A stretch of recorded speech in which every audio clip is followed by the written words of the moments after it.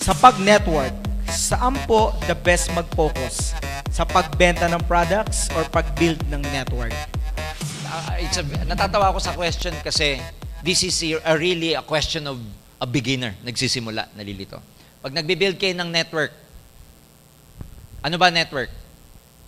Business. Pag nagbibuild kayo ng business, nagbibuild kayo ng network, ang i-present nyo, pagbebenta ng business muna. Business concept. Business. If you're trying to build your network, sell the business.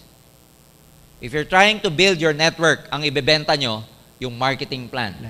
Correct. Maliwanag. Mas madali na ang product movement pag may network na. Correct. Pero mas mahirap mag-product movement nang wala kayong network. If you concentrate on selling, it's okay. Ganda, no? Pero, hindi lalaki grupo nyo. Mas maganda mag-concentrate sa pag-network muna, build the business, sell the business, tapos saka i-inject ang product. Yun ang proper way of doing the business. Kung network ang gusto nyong i-build. Pero kung ang gusto nyong i-build, customer, magbenta kayo. Products.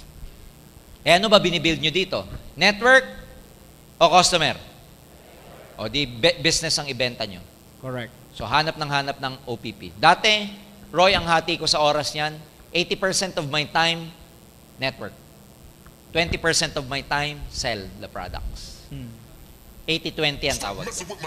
Paritos. Okay?